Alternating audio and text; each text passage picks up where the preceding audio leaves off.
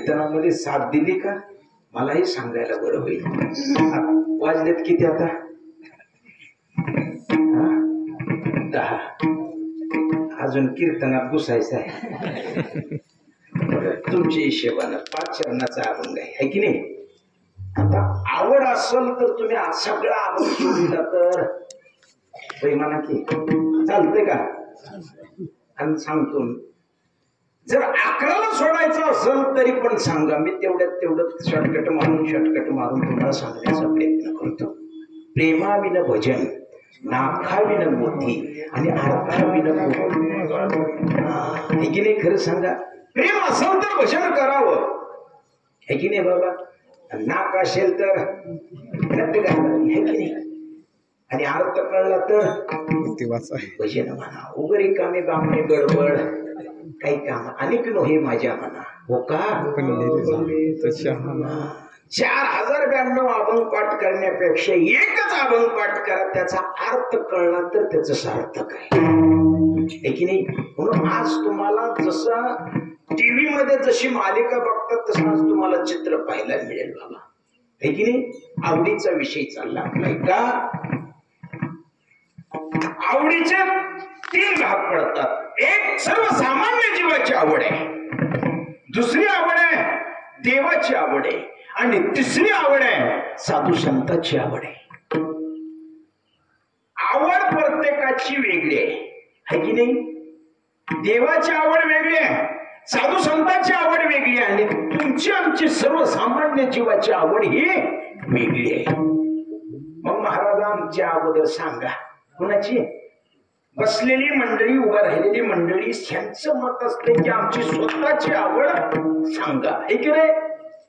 आता तुमची आवड सांगतो मी बाबा. तुम्हाला राग तर येणार नाही का? नाही म्हणा.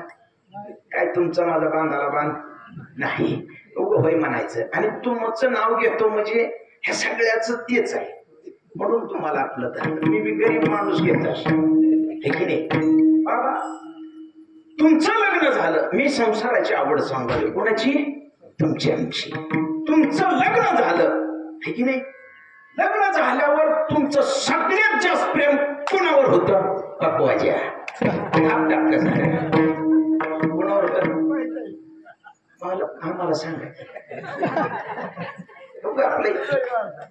तुमचं लग्न झालं त्यावेळेस तुमचं प्रेम कुणावर होतं? बायकोवर म्हणा. मग स्पष्ट म्हणायचं बाबा. अहो बायको असेल तर खुशविल की ऐका, बाबांचं लग्न झालं त्यावेळेस बाबाचं प्रेम त्यांच्या बायकोवर होतं आणि त्यांच्या बायकोचं प्रेम बाबावर होतं आहे की नाही बाबा?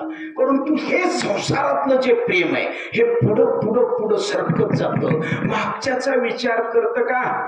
नाही म्हणा की पटवून देतो तुम्हाला. आता ह्या 2 तासाच्या आपल्या कीर्तनामध्ये 1 तास वेळ आहे आपल्याला. ह्या 1 तासाच्या कीर्तनामध्ये ह्यांचं लग्न झालं, ह्यांना ह्या 1 तासाच्या कीर्तनामध्ये लेकरू बी झालं. मी सांगतो ऐका, उभं म्हणा की तुमचं सांगालो मी. आता 1 तासाच्या कीर्तनात ह्यांना लेकरू झालं. आता ह्या नवरा बायकोचं जे प्रेम होतं ते राहतं का? कोणावर जात? लेकरावर जात. बरोबर आहे. नाही तर ही मला आमच्या नवरा बायकोचं सांगायला सांगा, अजून काय सांगा? काही नाही बाबा. हे संसारातलं प्रेम हे पुढं सरकत जात. ह्यांना लेकरू झालं आहे की नाही? जे पहिलं प्रेम होतं दोघांचं ते राहत नाही. मला बी लेकरू झाल्यावर मला वाटलं बायकोचं लय प्रेम असेल, बायकोनं लेकरू मांडीवर घेतलं बाबा. आणि मी बी बाहेरून आणतो कामावून कटाळून, अगं पाणी दे ग तांब्या करून.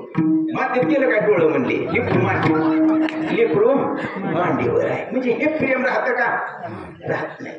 आता ते लेकरू आपल्या ह्या 2 तासाच्या कीर्तनामध्ये मोठं झालं बाबा. किती मोठं झालं? लग्न झालं त्याच. ह्या नवरा बायकोचं प्रेम ह्यांच्या लेकरावर आहे. कोणाच्या?